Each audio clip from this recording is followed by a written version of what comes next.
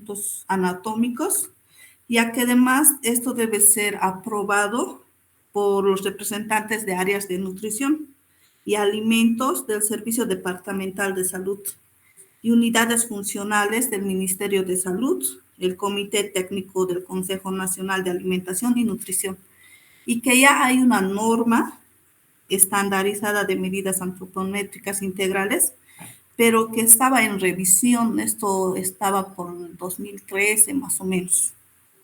Eso es lo que he podido encontrar, doctora, acerca de esa pregunta. Y otro tema pasándome, y que me ha parecido interesante, ha sido que la Federación Internacional de la Diabetes, este 7 ha habido un congreso del moldeamiento del futuro de la diabetes en Tailandia, este 7 al 10 de abril de este año, y ha reconocido a la diabetes tipo 5. Y me parece interesante porque esta diabetes se debe a la desnutrición en adolescentes con índice de masa corporal menor al 18.5 y con un porcentaje de grasa corporal del 10 al 12%, lo que genera que el páncreas no funcione adecuadamente y por lo tanto no está produciendo la cantidad adecuada de insulina, que son sus niveles del 70% más bajos que personas normales. Este tipo de diabetes no es como el tipo 2, donde hay resistencia a la insulina. Tampoco se debe a la diabetes tipo 1, que es de autoinmunidad, sino que el problema acá es que el páncreas no está funcionando debido a que no tiene los nutrientes que necesita. Esto ya había sido reconocido por la Organización Mundial de la Salud en 1985, pero con este congreso donde han reconocido esta federación, ya se está trabajando en las guías para diagnosticarla y tratarla oportunamente. Entonces, en el tema de nutrición, yo creo que acá los que son nutriólogos, ¿no?, del área de salud van a trabajar para ver cómo tratar a la diabetes tipo 5. Y más que todo, Rocío, ni yo sabía. Seguí. Eso, doctorita, eso es lo que me ha parecido súper interesante. He estado viendo bastante en las redes que está saliendo ese reconocimiento de la diabetes tipo 5. Muy interesante, Rocío. Y realmente, sobre todo en esos países asiáticos donde la tendencia es de que sean las jóvenes muy delgadas, seguramente eso ha motivado más a los nutriólogos y a los médicos de ese lugar para que se profundice ese tema. Qué interesante, muy interesante, Rocío. ¿Alguien más quiere aportar con algo?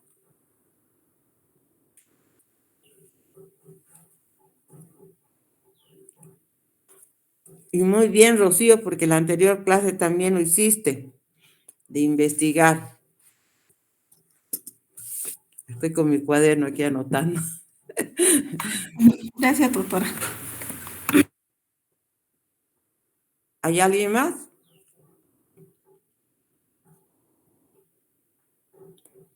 Levante su mano para que le dé acceso.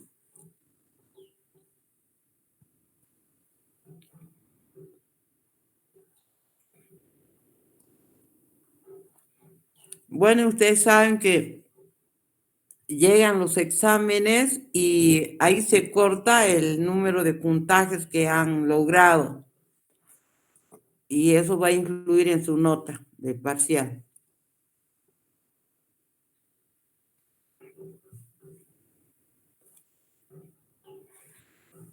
Muy bien, es hora de comenzar. Entonces y como no hay nadie más que hacer aportes, voy a comenzar con el tema. Apenas hay 15 personas, con 16 conmigo. Voy a sacar una foto.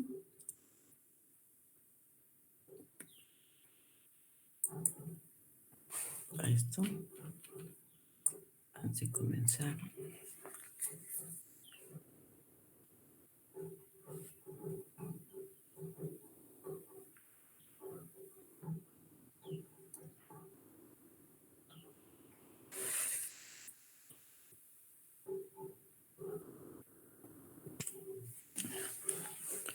Ya está bien. Entonces, presentamos.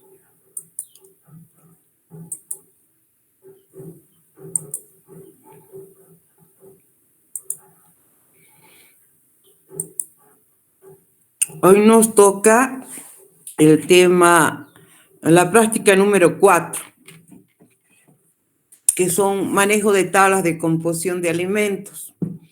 Anoche les sugerí, por favor, que ustedes estén manejando la tabla porque vamos a hacer algunos ejercicios para que vean cómo se maneja, ya que los objetivos de este tema es justamente utilizar correctamente las tablas de composición de alimentos y emplear los puntos característicos que debemos tener presentes en la configuración y en el uso también de tablas de composición de alimentos.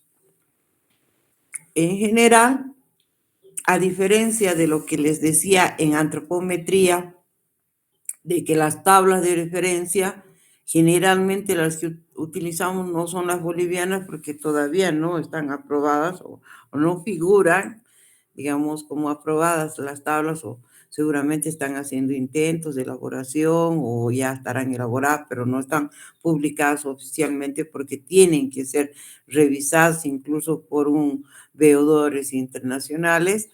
Entonces, aquí lo más grave es que en el caso de las tablas de composición de alimentos es obligatorio que sean nacionales e inclusive regionales. Lastimosamente, la tabla que nosotros manejamos es una tabla elaborada hace más de, no sé, pues 30, 40 años, yo creo, mínimamente, ¿no? Que tiene de antigüedad las que ustedes tienen y hasta ahora no ha salido una nueva versión. Esto ha sido elaborada por INLASA, por el Departamento de Nutrición de INLASA. Y inclusive figura como autora, por si acaso si ustedes ponen en internet está la tabla, pero no nos deja bajarla, ¿no? Eso es lo único. Creo que ni siquiera imprimirla, pero está en línea para que ustedes puedan leer las hojas preliminares que yo no las he fotocopiado por tratar de que sean menos fotocopias, ¿no? Pero es la misma tabla que ustedes tienen en su texto, la que vamos a usar. ¿Y por qué digo de que obligatoriamente debe ser una tabla nacional y todavía regional, incluso, cosa que no tenemos? ¿Por qué? Porque si observamos, la población en Bolivia y nuestras áreas geográficas son diferentes. Los llanos, el valle, la parte de altura, no es un país muy homogéneo como puede ocurrir con otros, ¿no? Por ejemplo, nuestras costumbres alimentarias tampoco. Si nos fijamos nomás en nuestros panes, en Santa Cruz son tortillas, algunas veces con un poco de azúcar encima. Yo cuando era niña he vivido y sé lo que es. La forma de cocinar de los orientales varía mucho a los del valle y mucho más a los del occidente. Potosí, La Paz, Oruro, tienen otra forma de comer. Incluso ahí consumen, en vez de papa, chuño. Siempre hay chuño. O papa y chuño. En cambio, en Beni, en Pando, en Santa Cruz mismo, bueno, quizás Santa Cruz ya es una ciudad medio metropolitana donde hay una diversidad de población, pero en general en la antigua Santa Cruz y todavía en Beni y en Pando no se consume con frecuencia chuño o, ¿cómo se llama? Ocas, papalizas, algo que es muy habitual. En Cochabamba quizás no todos los días comemos chuño en nuestra sopa, no es costumbre, como lo es en La Paz, ¿no? Y hay variaciones. Y no solamente son esas costumbres alimentarias, porque si ustedes analizan y dan una ojeada a la tabla que ustedes tienen, en las últimas hojas hay un grupo que se dicen misceláneas, y además misceláneas serían los productos más consumidos, digamos, por la población, y eso que esa nuestra tabla es tan antigua, ¿no? Hay, por ejemplo, en los productos chocolatados está el toddy, porque antiguamente el único producto que había chocolatado era el toddy, pero después han surgido una variedad de marcas, porque toddy es una marca, ¿no? Y más bien ha disminuido ya la frecuencia de consumo de toddy, porque resulta ser un producto importado y es caro.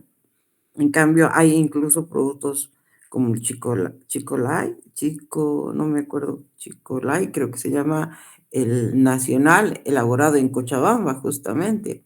Y así hay una serie de marcas de productos, digamos, nuevos, que no existen en la tabla y que ahora son habituales encontrar. Y ahí estarían, por ejemplo, los tostados de maíz, el tostado de trigo, de haba, que es habitual que nosotros consumamos.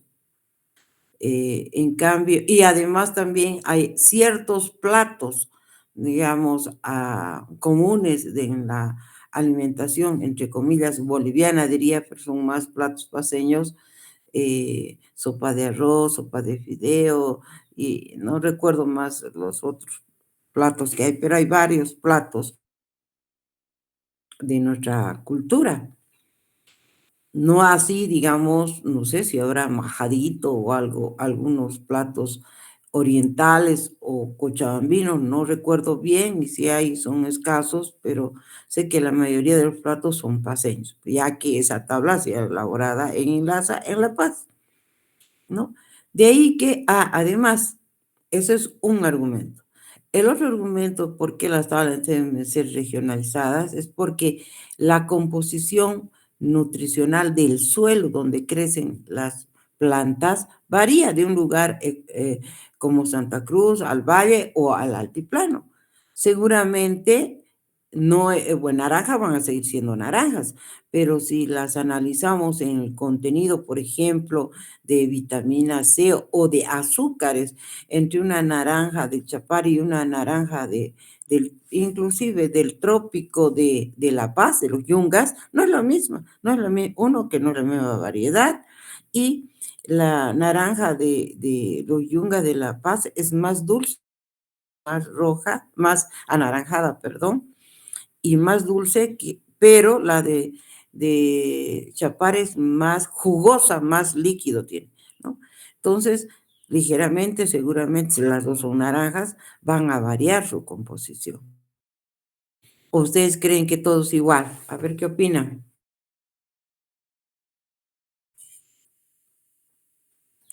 Jóvenes, No es lo mismo, No doctora, las recuerdo. mismas costumbres Varía también. mucho. diferente, ¿no es cierto? Las costumbres alimentarias, la composición nutricional. Es tanto así, chicas, imagínense, ¿no? Pero ya es un poco exagerado mi ejemplo. Éramos un arbolito de naranja que la mitad está expuesto al sol, pero la otra mitad por algo está cerca de una pared y un techo y casi nunca le da el sol. El contenido de azúcar de las naranjas expuestos al sol es diferente a la cantidad de azúcar que tienen las naranjas que crecen al lado donde hay sombra. Entonces, ya se pueden diferencia en pisos ecológicos y demás. Por eso, bueno, de manera general, cada región debería tener sus propias tablas, ¿no? Donde podamos encontrar los productos locales de la zona para realizar los estudios. ¿Para qué se usan las tablas de composición de alimentos? Son herramientas esenciales de epidemiología nutricional. Podemos incluso evaluar el estado nutricional utilizando tablas de composición nutricional. ¿Cómo? De los alimentos, bueno, la técnica que hayan usado, porque hay muchos forma de recopilar datos. Eso les voy a pasar y van a fotocopiar. Yo tengo diferentes tipos de encuestas nutricionales y depende de los factores que uno tiene delante para escoger un modelo u otro modelo. Una vez que hemos supuestamente recogido esa información, con las tablas podemos calcular el aporte nutricional que va a ingerir o que ingiere esa persona y a través de eso tener una aproximación de su estado nutricional, porque vamos a ver si cumplen o no cumplen los requerimientos mínimos necesarios para mantener una buena salud. Entonces son herramientas que se usan tanto de carácter etiológico como aplicadas a nutrición comunitaria, ¿no? Por otro lado, las tablas de composición de alimentos son, aquí, ¿cómo son las tablas? A ver, vayan a alguna hoja de su tabla, por favor, chicas. En su texto les he pedido que tengan el texto.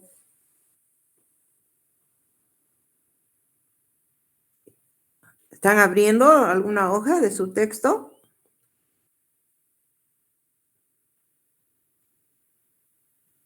¿Me siguen?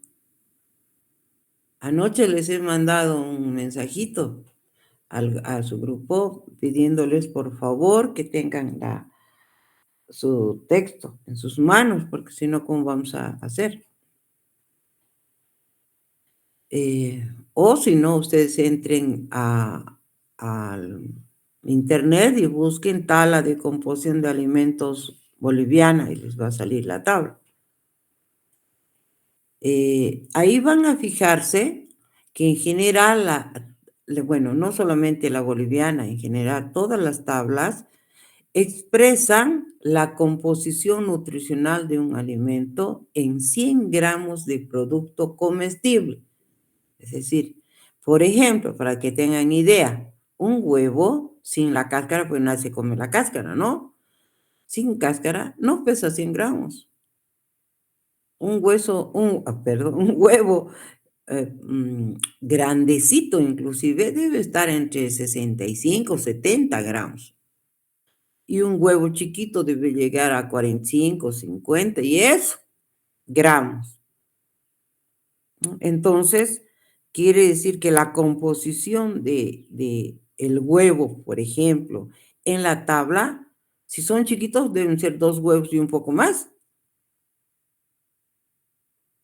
¿no? El plátano, por ejemplo, dependiendo del tamaño, el plátano comemos sin cáscara, ¿no? Y la parte comestible de un plátano, de la variedad de postre, ese plátano, si es grande, posiblemente alcance más de 100 gramos.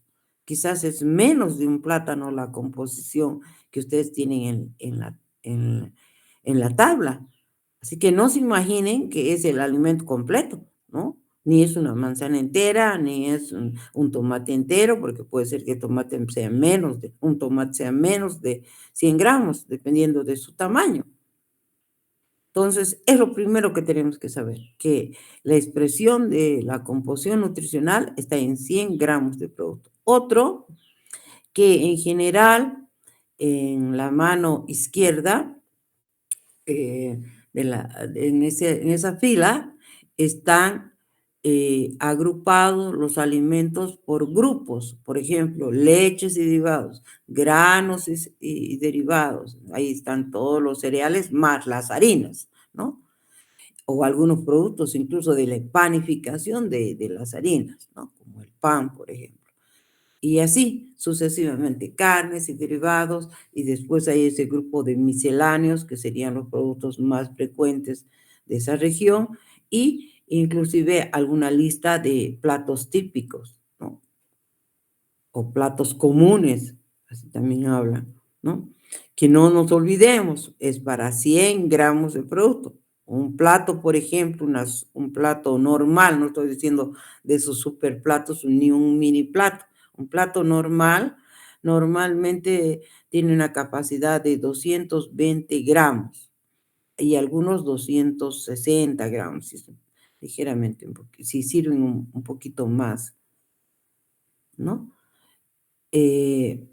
Pero algunas veces ustedes cuando sirven y demás, las porciones, sobre todo en Cochabamba, fluctúan hasta 280, hasta 300 gramos en un plato, porque estamos acostumbrados a comer harto en Cochabamba, porque si van a Sucre, por ejemplo, si han viajado y han ido a un comedor, es mínima la comida, hasta en algunos restaurantes sirven 2 humintas como segundo. Y sus hummints, para empezar, no son las hummints gordots que tenemos aquí, son unas rajatablas, son planitas. Entonces, la porción o la ración que comen, en general, estoy diciendo, no en particular, porque ya hay muchos lugares, ahora modernos en Sucre, que sirven tipo Cochabamba, ¿no? En general, las raciones que comen el común de la gente propia de Chuquisaca no es abundante. Y si ustedes son observadores, hay menos gordos en la ciudad de Sucre que en otros lugares. ¿Han observado eso? ¿O creen que me estoy rayando aquí?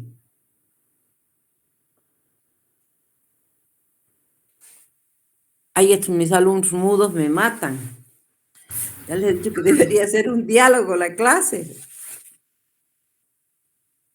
Menos mal que ya de la próxima vamos a estar presencial, ahí voy a ver quién habla, quién no habla, y voy a conocer a Rocío, que siempre participa, etc.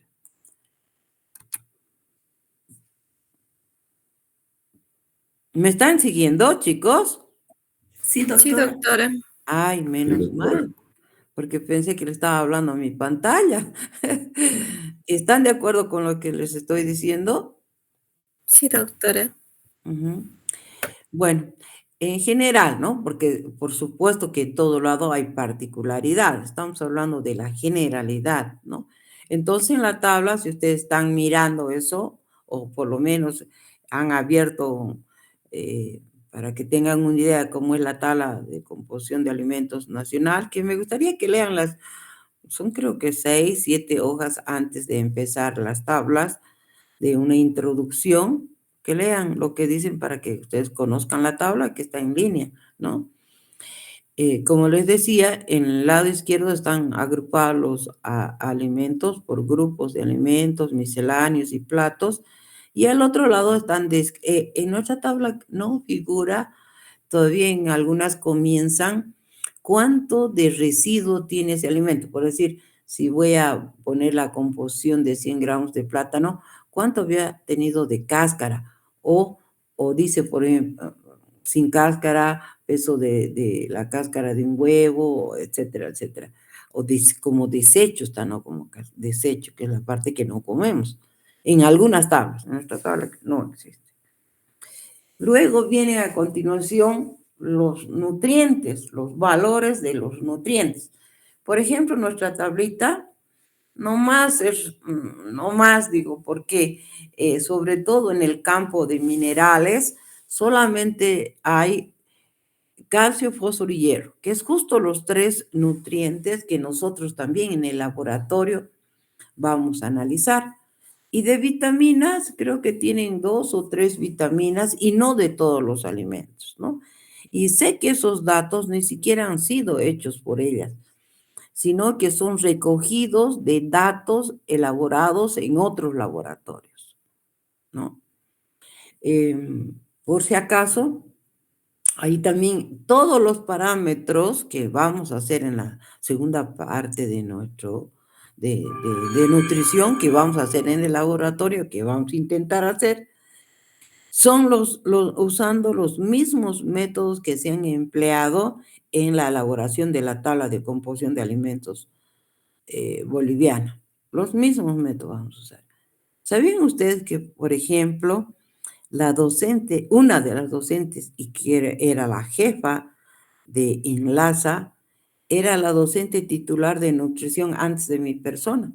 Justamente yo entré a la materia de nutrición a través de un examen de competencia para adjudicarme al puesto cuando la doctora Berta Ríos, que era la docente que fue mi docente, se estaba jubilando.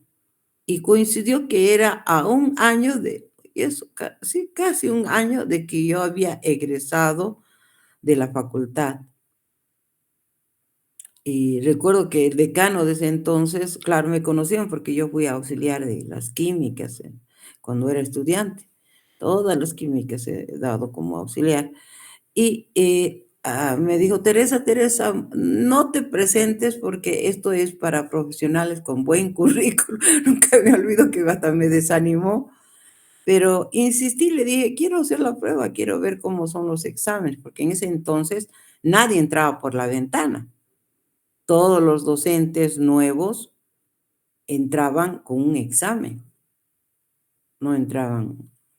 Entonces di el examen y gracias a Dios le gané y de esa manera entré como docente de nutrición y bueno, ya después, posteriormente, como no habían exámenes para titularidad en la facultad, me presenté en agronomía para titularizarme en bioquímica y después recién cuando hubo la oportunidad en la facultad de bioquímica me titularicé en la materia de nutrición. Por eso soy docente titular. Por X, Y, Z motivos, que no vale el caso, no me han dado el paralelo, porque a mí me corresponde como docente titular. Pero bueno, no hay problema, yo tengo exceso de horas y quizás han usado de pretexto. Y así estamos.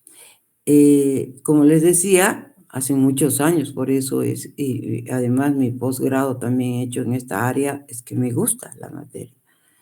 Y espero hacerles gustar a ustedes porque es una opción más, una posible opción para encontrar fuentes de trabajo, ¿no?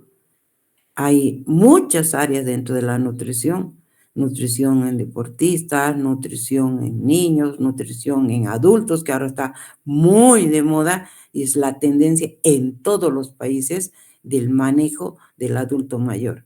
El cuidado, el crear centros de acogida, de descanso, incluso solamente diurnos, no nocturnos, diurnos de personas mayores, ganan plata, chicas.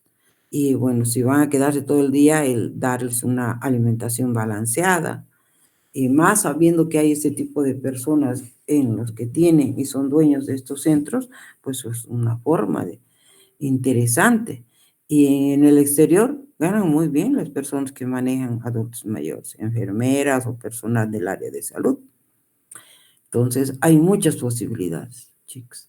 O la formulación de alimentos funcionales, formulación de productos nuevos, que pueden ser nutracéuticos también. Es que es un nutracéutico, un alimento que está en farmacia, que ustedes saben que los alimentos, haré un paréntesis ahí, que los alimentos no solamente proporcionan los nutrientes, por decir, más o menos nutrientes, dependiendo del alimento, sino que tiene la misma composición química que una hierba o un principio activo. Por ejemplo, en el tomate es rico en licopeno.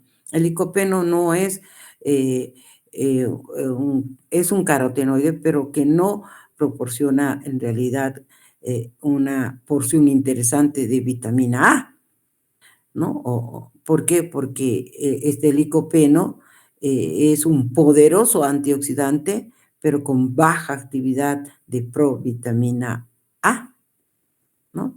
Bueno, los beta-carotenos son los que generalmente, y los gamma, digamos, carotenos, los que tienen, los beta, sobre todo los mayor probabilidad, no es probabilidad, los que generan vitamina a partir de fuentes vegetales. En el reino vegetal no hay vitamina A, por si acaso. La vitamina A es de origen animal. Están los aceites de hígado de bacalao, todas esas cosas. En cambio, la provitamina A está en los carotenoides, sobre todo en los beta-carotenos. Y el licopeno no es el mejor para generar vitamina A, pero es poderosísimo antioxidante. Por eso se industrializa en muchos países, hay jugo de tomate, porque sobre todo es muy apetecido por los hombres porque esas dosis de antioxidantes dice que ayuda a prevenir que se llama la inflamación de la próstata, ¿no? Y también, como es un poderoso antioxidante, lo consumen mujeres, niños, de todo, ¿no? Aquí no sé, creo que no hay ninguna fábrica que saque jugo de tomate para tomar como bebida. ¿O conocen ustedes al boliviano? En otros países, por supuesto que hay. ¿Alguno de ustedes conoce? De repente yo estoy desactualizada. Entonces, en ese campo, ya que nunca hablan nada, ustedes seguiré, en ese campo los nutracéuticos es una área también de nuestra formación que podrían ustedes elaborar. Es un ejemplo del tomate, ¿no? Pueden ser muchísimos otros, porque flavonoides, terpenos, hay tantos productos químicos que están también presentes en los alimentos y que no los explotamos, ¿no? Y podemos elaborar diferentes tipos de productos y hasta cosméticos a partir de eso, ¿no? Bien, siguiendo con nuestro tema, entonces, ya saben que en la tabla estaría el primer párrafo yendo de izquierda hacia derecha, estarían los grupos de alimentos, seguidos siguen los nutrientes que tiene 100 gramos de ese producto, pero que es lo básico en nuestra tabla, ¿no? La composición nutricional básica. No hay, por ejemplo, la cantidad de ácidos grasos que tienen, diferentes tipos de ácidos grasos, no hay todos los minerales, ni todas las vitaminas, por eso digo lo básico. Luego, y aquí indican que los valores proceden del análisis químico cuantitativo de muestras de alimentos, ¿no? Que han sido obtenidos por los autores o, aquí está, referidos por otros autores en la bibliografía, es decir, que les han donado datos a algún otro laboratorio, que puede ser de Bolivia, me imagino, ¿no? Pero están como datos bolivianos. ¿Ya? Y luego van a leer lo demás. ¿Cuáles serían sus principales usos de estas tablas? Son necesarias para elaborar dietas que requieran un ajuste de nutrientes. Por ejemplo, dietas empleadas en determinadas situaciones patológicas. Dietas para la obesidad, es decir, ustedes con la tabla buscan alimentos que tengan menos carga energética, menos contenido de lípidos, menos alimentos con contenido de azúcares, etcétera, etcétera. Entonces, la herramienta más importante para quienes elaboran dietas es pues la tabla de composición de alimentos, ¿no? Luego, también son imprescindibles para analizar la ingesta de nutrientes en un individuo en concreto o de una población. Y como les decía, utilizando diferentes tipos de encuestas, después con la tabla podemos evaluar su ingesta de nutrientes y de esta manera puede servir de un método para evaluar su estado nutricional.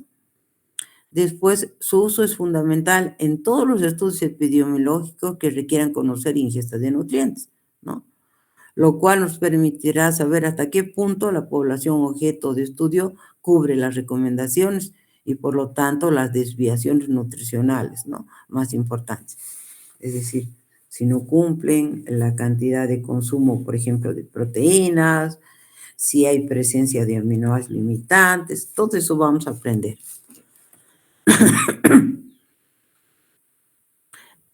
Luego, ¿cómo han sido obtenidos esos datos que figuran en la tabla?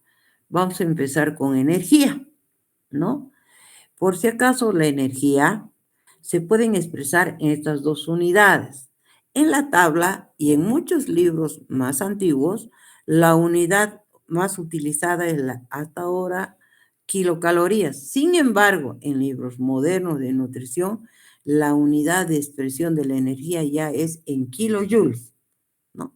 En este cuadrito tienen sus equivalencias, así que no nos importa si expresamos en kilocalorías o en kilojoules. Son las dos unidades que expresan la energía. Para esto hay otro dato también. Generalmente, agarren un papel y una hoja. Vamos a hacer un ejercicio.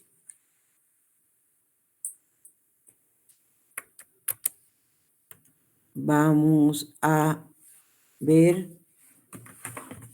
cómo han encontrado el valor de energía de el pan marraqueta. Pan marraqueta. Un pan marraqueta que tenemos. Normalmente ese pan pesa, perdón, ¿cuál es igual? Según normas de la alcaldía, debe pesar 60 gramos el pan, ¿no?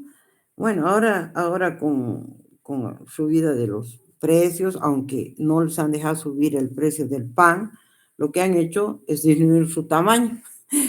Hace tiempo ya que no creo que pesen 60 gramos los panes, ¿no? Aunque siempre hay controles de la alcaldía para tratar de mantener el peso oficial de los panes, ¿no? Por ejemplo, en La Paz, casi todas las marraquetas son más grandes, sí cumplen el peso de 60 gramos mínimo, pueden ser más, ¿no? En cambio, aquí han disminuido o son de tamaño aparentemente grande, pero tan inflados, su aspecto es grande, pero es livianito, no logran llegar a los 60 gramos. Eso es por norma, ¿no? ¿A partir de qué elementos podemos calcular o se han calculado el valor de energía en la tabla? A partir de los 3 macronutrientes, que serían hidratos de carbono, de proteínas y de grasa. Estos tres, y de grasa. Estos tres elementos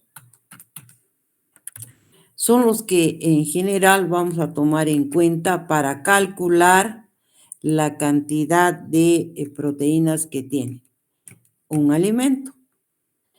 Pero antes de hacer eso, quiero indicarles que depende qué tipo de escala voy a utilizar.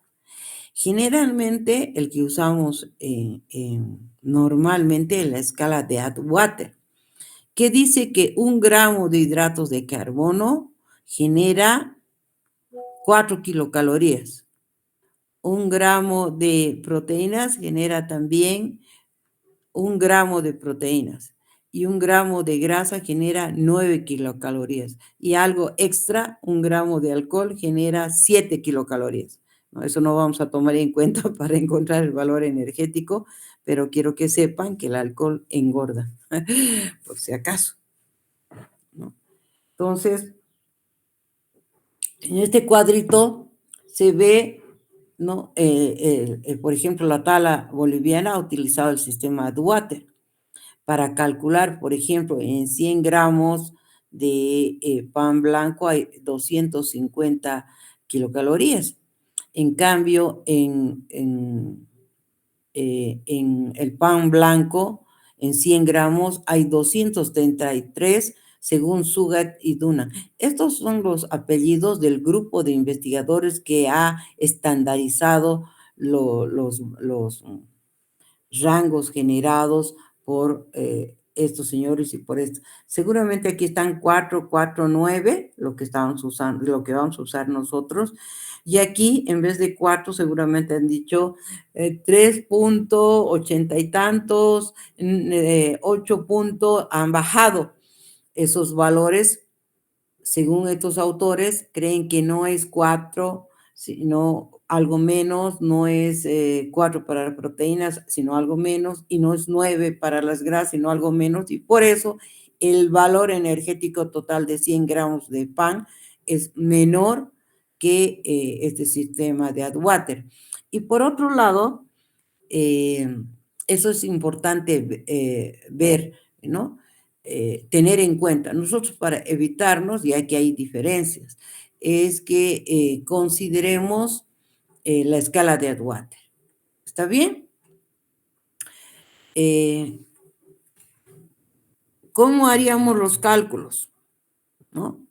Por ejemplo, aunque, les voy a decir, en la tabla no estamos hablando de, bueno, aquí es que 1 gramo de carbohidratos, 1 gramo, va a producir 4, va a generar kilocalorías. Esta kilocalorías es con K minúscula, por si acaso, ¿no? Y 1 gramo de proteínas, aquí va a producir también 4 kilocalorías. ¿Por qué les digo con K minúscula? Porque en algunos libros antiguos de nutrición van a encontrar ustedes datos de que kilocalorías sería igual, les digo porque por ahí tienen ideas de dónde sale esto, ¿no? Perdón, es esto. Es igual, kilocalorías es igual a calorías con mayúscula, lo que ustedes dirían, pero aquí, según física, calorías, la diferencia entre estos dos están 3 ceros más, 3 ceros menos, ¿no? No. En nutrición, kilocalorías y calorías sería lo mismo, pero kilocalorías escrito con K minúscula y calorías con C mayúscula, lo mismo. No van a hacer cálculos de que hacemos en química o en física, ¿no? De aumentar o disminuir ceros. ¿Están escuchando? Menos mal que ya son muy pocos los libros donde expresan la energía en calorías con C mayúscula, ¿no? Ahora se expresa en kilojoules. ¿Está bien? Sí, doctora. Ya, para que no se equivoquen. Cuidado que vean en algún lado y estén queriendo hacer cálculos, ahí aumentando, disminuyendo los ceros, ¿no? Esto es normal. Entonces, vamos a utilizar estos gramos. Para hacer los cálculos en la tabla, vamos a hacer, ustedes van a hacer para 60 gramos, pero yo voy a hacer para 100 gramos de pan blanco. 100 gramos de pan marraqueta.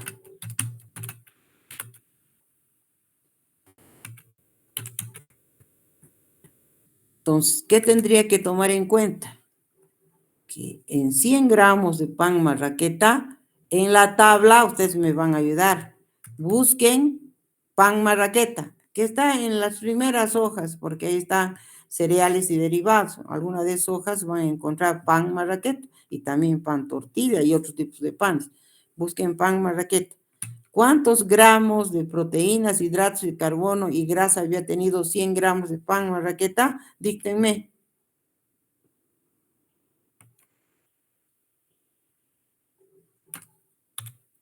Proteína, doctora, dice 8,84.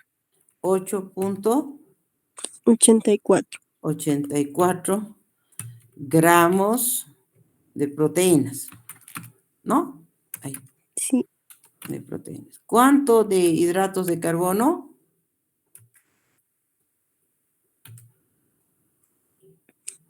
es 62,96. Ahí, un ratito.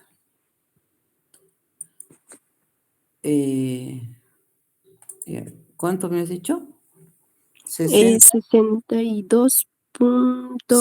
o 62,96. 72.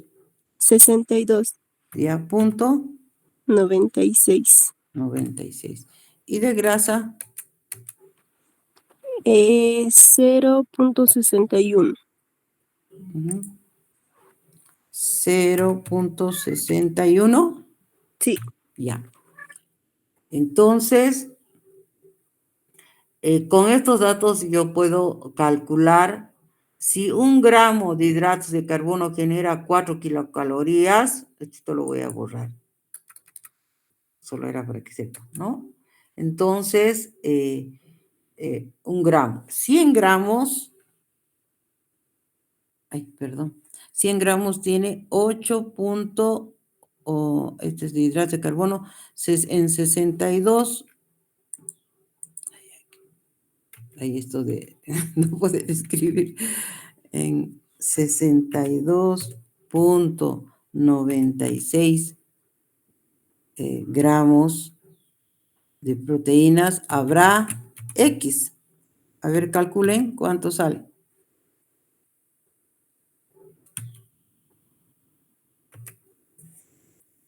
En este caso, las proteínas eran, ¿cuántas eran las proteínas? 8.84, ¿no? Entonces, en 8.84 gramos, que tienen 100 gramos, está con mayúscula. Van a corregir mis errores.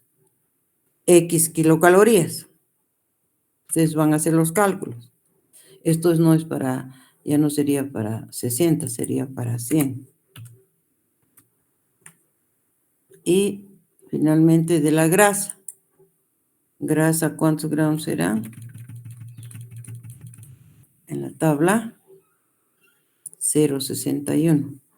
0.61 X. ¿Cuánto ha salido?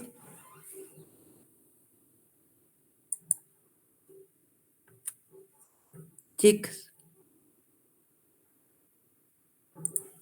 ¿Alguien me puede ayudar? El primero sería 251,84. 251,84. El segundo, 8,80. Sería 35,36. muy bien. El tercero, 5,49. 49. Ahora, por favor, súmamelo los tres. 251.84 más 35.36 y más 5.49. Estos tres sumados. Sería ¿Cuánto? 292,69. Sería 292. Ahora, fíjate en tu tabla, este debe ser el aporte energético en kilocalorías de 100 gramos de pan, 100 gramos de pan marraqueta. ¿Es así? En Sí, la doctora. tabla sale con 293. En este Claro, caso debe lo estar han redondeado, ¿no? Por aquí nos sale 291.69, lo han redondeado 293. Nada más. Entonces, esta es la fórmula para calcular la cantidad energética y eso empleado para todos los alimentos, ¿no? Con este cálculo, a partir del contenido de proteínas, de carbohidratos y de grasa, han encontrado el valor energético de ese alimento. ¿Alguien tiene dudas? En la tabla redondeado tienen 293 kilocalorías. ¿Sí? Chicas. Sí, doctora. Ya. Ahora ustedes van a calcular en un pan. Un pan sería 60 gramos.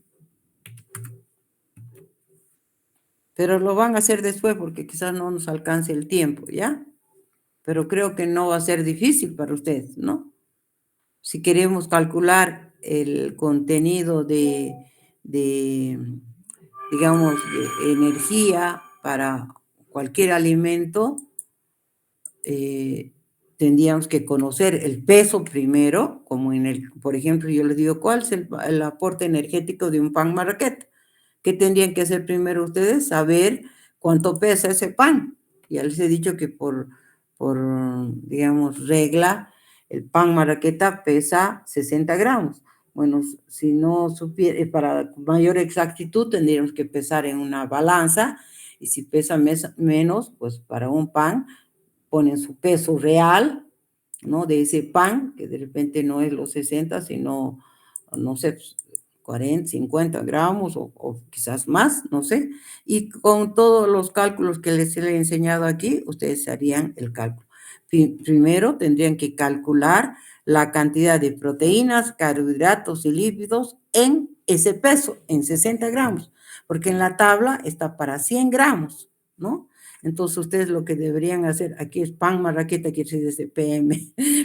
Aquí tendría que poner para 60 gramos, ese pan, X, ¿no? X.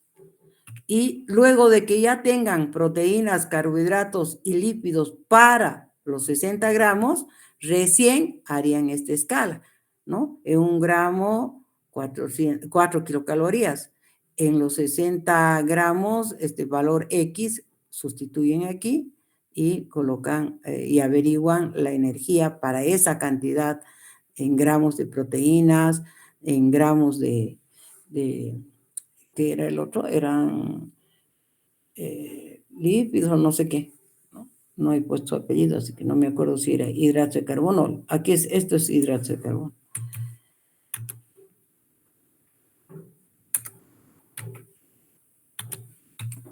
Y esto eran grasa. Entonces, con estos datos y estos pueden calcular para el pan marraqueta, que no es nada difícil, porque son reglas de 3 nada más. Ahora, proteínas.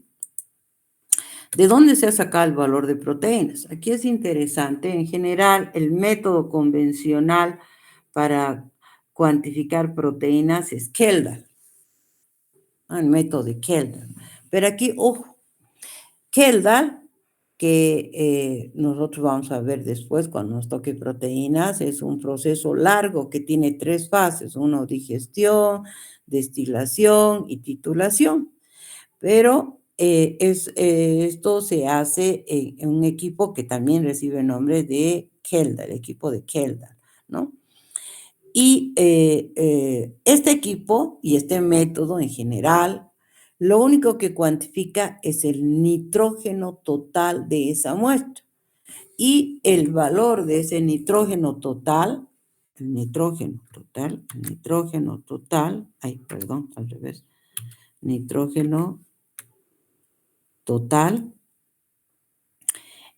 se tiene que multiplicar por un factor que en general en la tabla han utilizado que es 6.25. Y recién tendríamos el valor de proteína. Proteína total o bruta también se llama. ¿Por qué esto? Ahora recién les voy a explicar. ¿Por qué se llama así? Porque en realidad no todos los nitrógenos de una muestra, atiéndame, proceden necesariamente de proteínas o aminoácidos que tenga ese alimento. Un ejemplo, así que siempre utilizo para hacerles dar cuenta, es la coca. En la tabla de composición de alimentos, si buscan coca, van a ver que la cantidad de proteínas, donde está la casilla de proteínas, dice, creo que es 16 o 18, no recuerdo bien exactamente, pero un valor y muy interesante para hoja, ¿no? Para tener proteínas de una hoja, que es la coca. Pero ese valor no es real. ¿Por qué no es real? Porque en el caso de la coca, los nitrógenos, porque en realidad el método no distingue, oye, nitrógeno vienes de aquí, vienes de allá, no. Todos los nitrógenos que encuentra en la muestra los cuantifica, y cuando usamos el factor 6.25, que quiere decir la cantidad de nitrógeno sobre 100, que es 16 sobre 100, sale 6.25, tenemos el valor de proteínas totales, ¿no? Pero en el caso de la hoja de coca, un porcentaje importante, no digo el total, ¿no? Pero un porcentaje importante de los nitrógenos de la coca no vienen de proteínas, vienen de los alcaloides que tienen. Ustedes saben, recién nomás creo que han llegado en tercer año farmacognosia y han visto alcaloides. Y en la estructura de los alcaloides hay varios átomos de nitrógeno, ¿no? Entonces, este método cuantifica todos los nitrógenos. En el caso de la hoja de coca, los nitrógenos que posiblemente vienen de proteínas, más los nitrógenos de los alcaloides, más los nitrógenos posiblemente también de ácido úrico u otro componente que sea significativo en esa hoja. Entonces, por eso ese valor está elevado. ¿Me entienden, no, chicas? ¿Hay alguna duda? No, doctora, todo claro. Ya. Aquí en los párrafos ustedes van a ver varios factores, ¿no? Y es así, han estandarizado los investigadores que, por ejemplo, para cereales se utilice 5.7 o 5.96, dice, ¿no? Pero algunos laboratorios, como por ejemplo el Laboratorio de Nutrición de INLASA, ha decidido que todos los valores de proteínas en esa tabla sean con el factor 6.25. No ha considerado el grupo de lácteos, cereales o variando de uno a otro, no, ha dicho, nosotros decidimos. Y es válido. ¿Por qué? Porque en los informes está bien claro que el factor utilizado para el valor de proteína por el método de Kjeldahl, que es proteína bruta total, es 6.25, ¿no? Es válido por eso. Pero, ya les da aquí abajito, dice, ¿no? Hay compuestos que pueden ser muy ricos en otros elementos como urea, creatinina, bases púricas, pirimídicas, y aquí deberían decir alcaloides más, que hacen subir ese valor del nitrógeno, y por supuesto de la proteína total, ¿no? No siempre viene de los nitrógenos de aminoácidos o proteínas que tenga el alimento. Está claro, ¿no? Igual en el caso de la grasa. El valor de grasa en la tabla, y no es solamente nuestra tabla, por si acaso, chicas. En general, estos métodos siguen siendo utilizados en la confección de la mayoría de las tablas, porque otro método más exacto para determinar proteínas sería muy caro, ¿no? Y lo mismo para grasas, tendrían que, como existen algunas tablas, ¿no? Contenidos de ácidos grasos saturados, contenidos de omega 3, omega 6 o alguna otra cosa, está detallado. Pero de manera general, por ejemplo, para determinar grasa, se utiliza el método de Soklet, ¿no? Que este instrumento en el cual, utilizando este instrumento, podemos usar diferentes solventes, ¿no?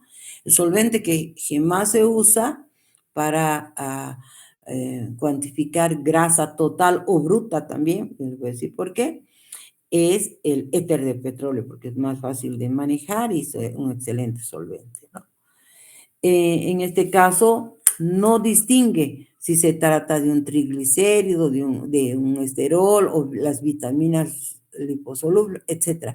Todo lo que se disuelve en el solvente se considera grasa. Por eso se dice grasa total o bruta, porque no distingue el tipo de lípido, ¿no? ¿Está claro? En el caso de hidratos de carbono, los datos de la tabla son datos generales. Es decir, se han calculado a partir de los datos de humedad, de proteínas, de grasas y de cenizas. Todos estos valores se suman y se restan de 100 y eso se considera hidratos de carbono. Con esta fórmula, los datos de la tabla son hidratos de carbono. En la práctica, vamos a intentar hacer, les voy a enseñar a hacer cálculo de azúcares en alimentos, puede ser lactosa en la leche o podemos hacer, ¿cómo se llama? Sacarosa en alimentos. Vamos a ver qué método empleamos, ¿ya? Vamos a hacer. pero en la tabla es por cálculo. Y también se puede tener el valor de extracto libre de nitrógeno, hidratos de carbono menos fibra. Aquí está mal, fibra cruda. Fibra también vamos a intentar hacer. En cuanto a vitaminas, ya les he dicho la determinación de vitaminas, a excepción, quizás la vitamina C es la, entre comillas, la que podríamos hacer por titulación, ¿no? Pero en general, incluida la vitamina C, porque es muy inestable. En primer lugar, tenemos que tener en cuenta que las vitaminas son micronutrientes, es decir, están en cantidades bien chiquititas, pequeñitas. Entonces, las técnicas que se usan para cuantificar vitaminas tienen que ser técnicas que sean capaces de detectar esas cantidades pequeñitas que están, porque ningún alimento 100% vitamina C, 100%, más bien es una gama de elementos, ¿no? Se tiene que utilizar una técnica fina. Generalmente las técnicas de elección, utilizan el HPLC, que es cromatografía de alta presión. En el caso del HPLC, ¿saben qué es un HPLC, no, chicas? Ustedes ya han llevado también la materia de instrumentación o química analítica, ¿qué se llama? Ahí esa materia, no sé qué nombrecito le han puesto. Química analítica instrumental. Instrumental, sí. ¿No? Me imagino que saben manejar o que tienen idea de cómo es y qué es, cuál es el fundamento de un HPLC. A ver, les pregunto. Y por si acaso, en la facultad hay 2 HPLCs.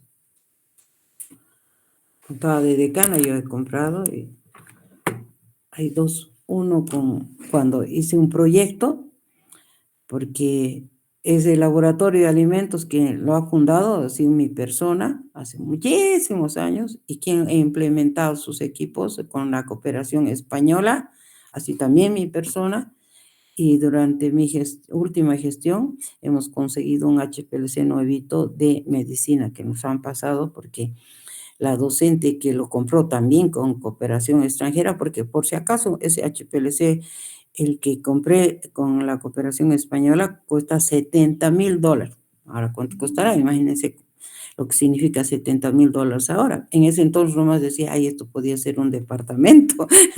Así de caros son esos instrumentos.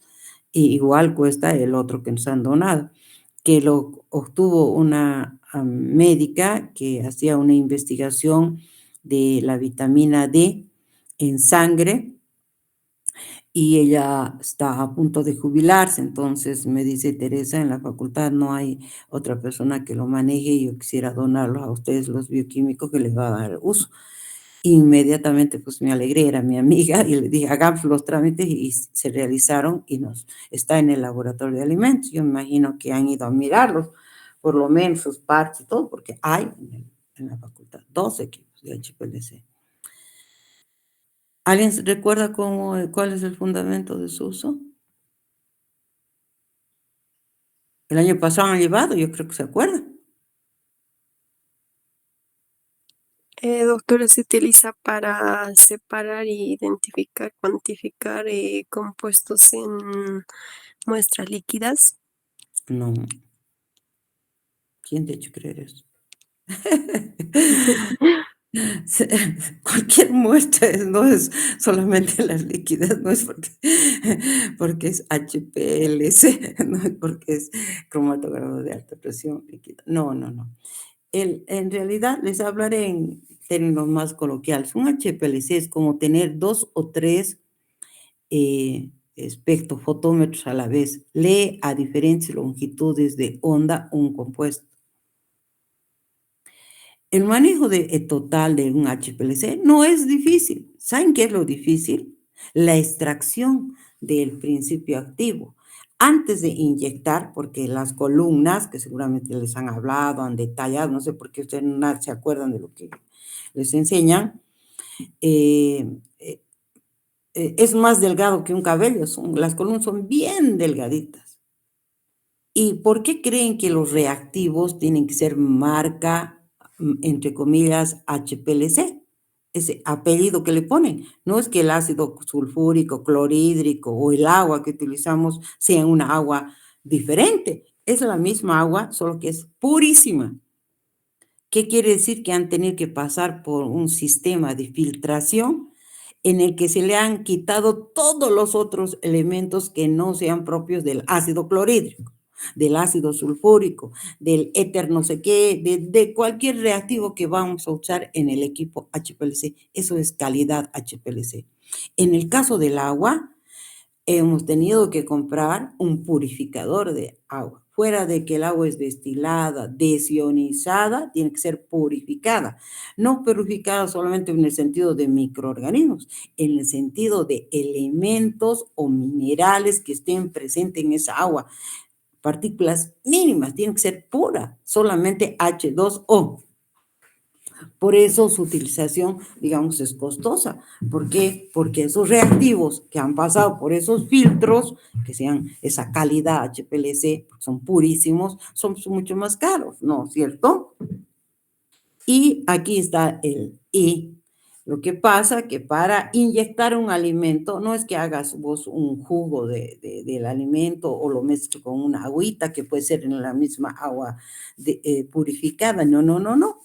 Tenemos que, como este equipo es capaz de detectar cantidades pequeñitas, porque para eso se utiliza, para identificar, por ejemplo, ácidos grasos oleicos, ácidos grasos, no sé, el que yo quiera utilizar podría hacerlo, porque aquí estamos identificando compuestos solo puros, digamos la vitamina C, la vitamina B2, la vitamina no sé qué, o el mineral tanto, o el compuesto XX, por decir algo, ¿no? Pero puros, sin la interferencia de sus acompañantes. Por eso yo les decía a los de laboratorio, chicos, tienen que intentar estandarizar.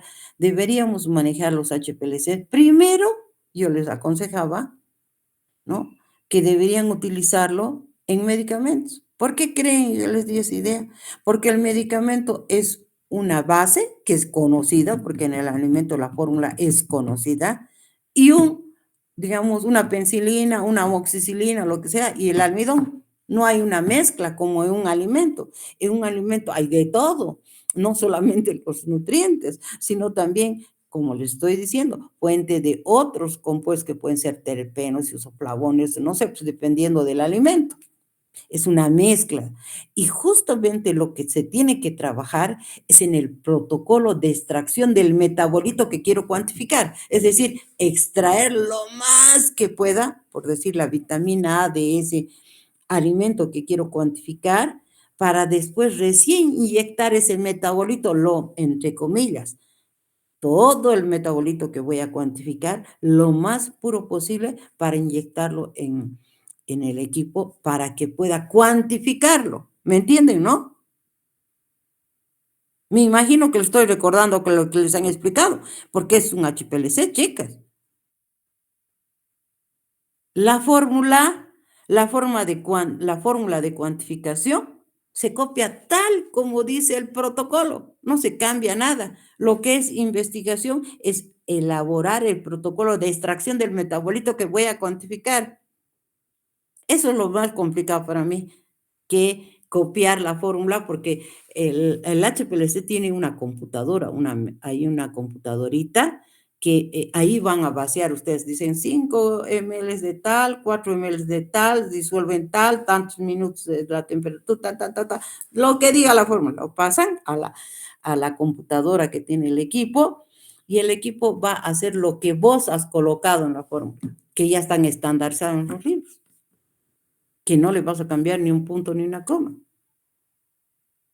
¿Y qué va a aparecer? Además se inyecta un patrón, cuya absorbancia ya se sabe en qué longitud de onda está, porque como lee 2, 3 longitudes al mismo tiempo, ya el patrón está señalando cuál es el pico y en qué longitud está. Entonces, tu extracto cuando es leído va a tener picos, van a aparecer, inclusive ahí van a aparecer varios picos, porque no vas a lograr purificar, extraer el 100%, por decir, de la vitamina A, seguramente va a ir algún acompañante, y eso se van a ver en la pantalla también. pero el que tenga la longitud, el ancho y demás similar al patrón, ese es el que vamos a tomar en cuenta en el alimento. Y hay fórmulas para traducirlas en las unidades que queramos en partes por millón, no sé, dependiendo de la concentración de ese metabolito que estamos buscando. Ese es el HPLC, chicos. Podían ir a mirar sus partes, todo, porque hay. No es necesario figuritas, sí hay. Es solo bajar a la planta baja, chicos. Hay dos. Hay diferentes tipos de columnas, inclusive, podían ir a mirar. No sé. Y por ejemplo, cuando hagamos minerales, vamos a bajar ahí a leer en el espectrofotómetro que tenemos, porque ese que ya tiene 10, 15 años, no me acuerdo cuándo he comprado ese equipo, pero es hermoso. Ahora han comprado en la facultad uno chinito, que es todo automático. A mí me gusta el de abajo, que yo lo he comprado porque es mecánico, es americano, es bello. Y ustedes tienen una pantalla en la que van a ver incluso la gráfica y la concentración de lo que vamos a cuantificar. Es bien bonito. Ahí con solo mirar voy a decir, mis alumnos han trabajado muy bien. Y aquí se cumple la curva, ¿no? Lo que ustedes cuantifican, seguramente han encontrado el R de la curva, todo, ¿no es cierto? En analítica, no sé en qué materia llevan eso. Eso van a hacer conmigo, en la práctica. Se supone que ya no voy a enseñar eso. Voy a evaluar lo que hagan, nada más.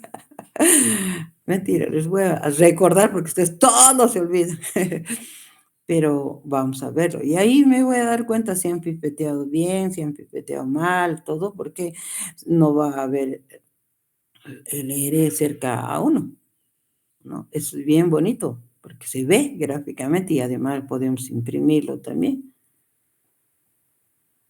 Ustedes lo van a trabajar en una hoja cuadriculada, su curva, pero ya les voy a dejar sacar foto para que tengan una idea de cómo tiene que salir, porque ahí hasta la gráfica va a salir en el equipo.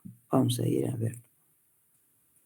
Por lo menos el único privilegio que tengo es de usar los equipos que yo he conseguido. Me río nomás. Pero bueno, siguiendo esta última parte, las vitaminas son muy difíciles de cuantificar, por si acaso, muy difíciles.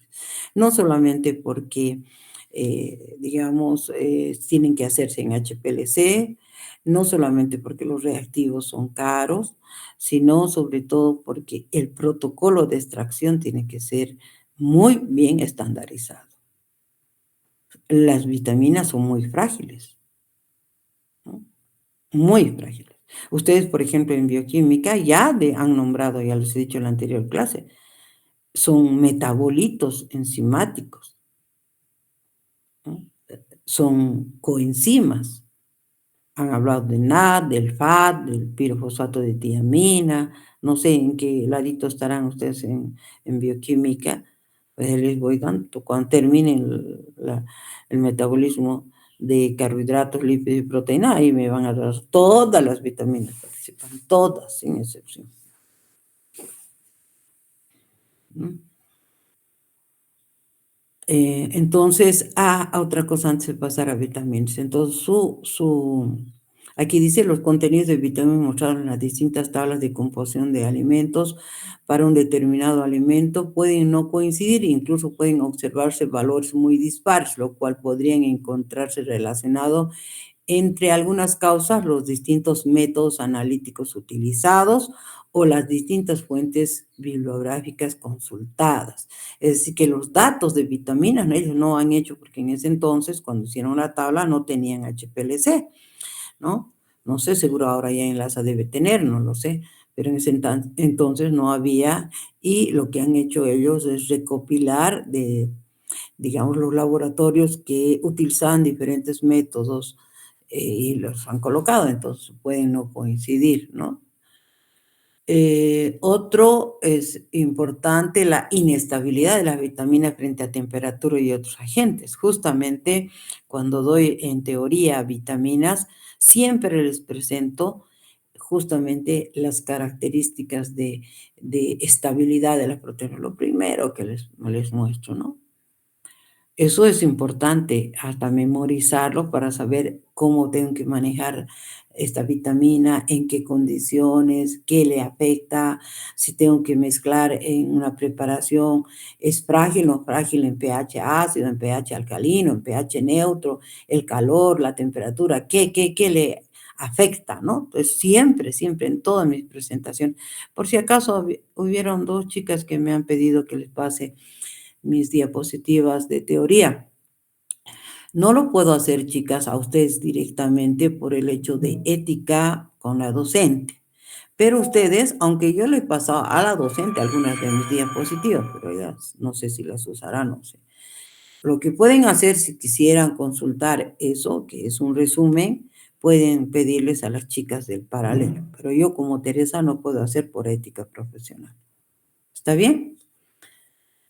Entonces ustedes pueden, entre amigas, pueden decir, pasame, ¿no? A sus compañeros, yo creo que son amigas de un grupo con el otro, ¿no? ¿Me entienden, no? Jóvenes, no es que no lo quiera hacer.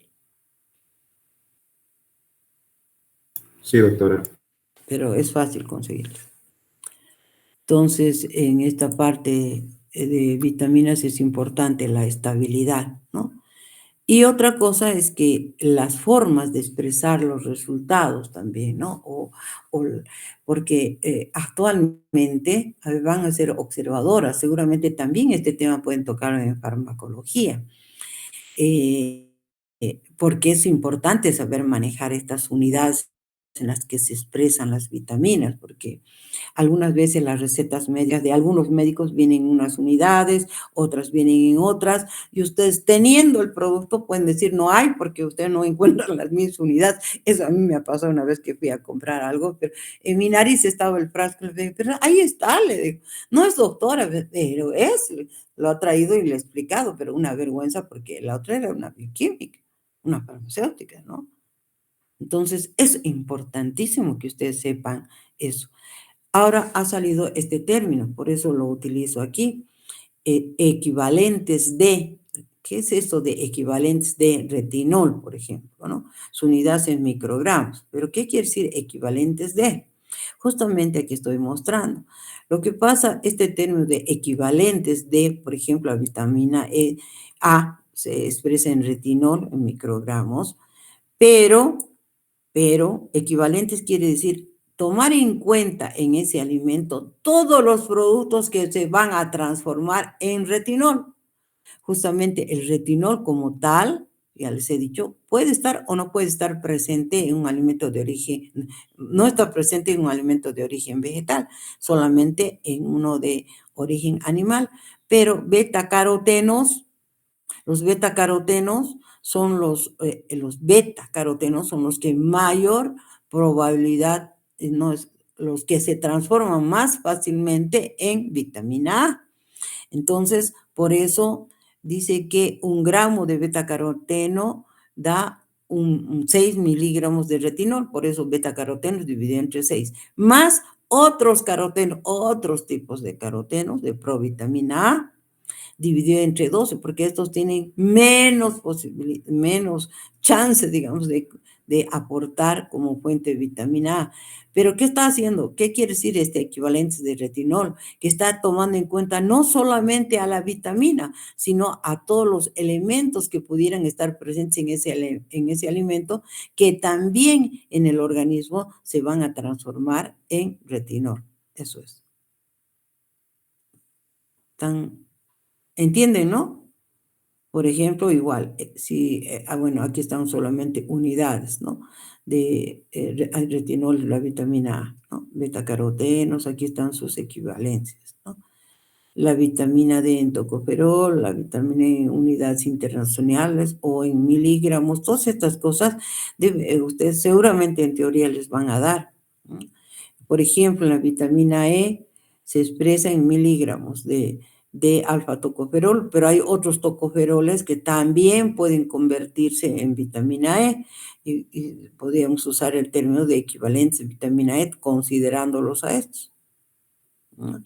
Hoy en este caso, que es el más clásico que se utiliza con mucha frecuencia, este de aquí que lo voy a poner de rojo, que es ¿Hasta qué hora es? Hasta las... Ay, ya vamos a poder terminar. Que es la niacina. ¿Y por qué se expresan equivalentes de niacina? Porque, por ejemplo, en un maíz, ¿no? No solamente tiene niacina, sino que también tiene algo de proteínas, y en la composición de sus proteínas está el triptófano. Y sabemos que 60 miligramos de triptófano genera 1 miligramo de niacina. Entonces, por eso, cuando quiero expresar equivalentes de niacina, tomo en cuenta el contenido de niacina, que es de vitamina B3, que tiene ese alimento, más todo el triptófano que pudiera tener ese alimento dividido entre 60, porque en el cuerpo este triptófano puede generar niacina. No quiere decir todo el triptófano, pero algo del triptófano puede generar niacina. Entonces lo toma en cuenta en esta palabra de expresión equivalentes de niacina. Entonces, si encuentran esta terminología de equivalentes, se refiere a eso, que no solamente toma en cuenta a la vitamina, en este caso a la niacina, sino a todos los elementos, en este caso al triptófano, dividido entre 60, que se van a transformar en niacina. Y en la tabla de composición de alimentos, ustedes no tienen una tabla de aminoácidos, por ejemplo, ¿no? Nuestra tablita no tiene. Entonces, ¿cómo voy a saber la cantidad de triptófano si no hay en la tabla, en ese alimento? Entonces, ustedes pueden calcular, claro que es aproximado, no es tan exacto, se puede estimar.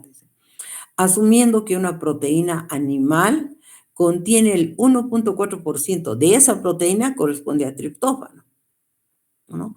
Y si es una proteína de origen vegetal, el 1%, aquí le falta por ciento, el 1% corresponde a triptófano, si es proteína de origen vegetal. Entonces, con esto, ustedes pueden calcular, ¿qué quiere decir 1%? Por si acaso, ¿no? ¿Qué quiere decir? Que 1 en 100, un gramito es triptófano de 100 gramos de proteína. Eso quiere decir. Entonces, con eso pueden calcular la cantidad de triptófano. Entonces, ya te pondría aquí la cantidad de triptófano que tiene un alimento, lo dividen entre 60, lo suman a la cantidad de niacina que tiene ese alimento y tendrían los equivalentes de niacina o de cualquier vitamina. ¿Está claro? Bueno, Sí, doctora. hagan los ejercicios, chicos, por favor, hagan. Y ahí, si tienen tropiezo al hacer los ejercicios, ya la próxima semana que voy a estar en el laboratorio, pues me consultan, cualquier cosa. Traten aquí de cumplir lo que dice esta propuesta, que ni siquiera le he cambiado.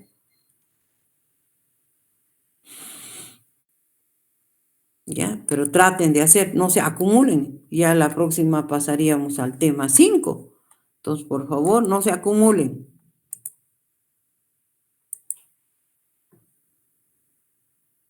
¿Está bien? ¿Alguna duda, chicos? Justito va a ser las 9.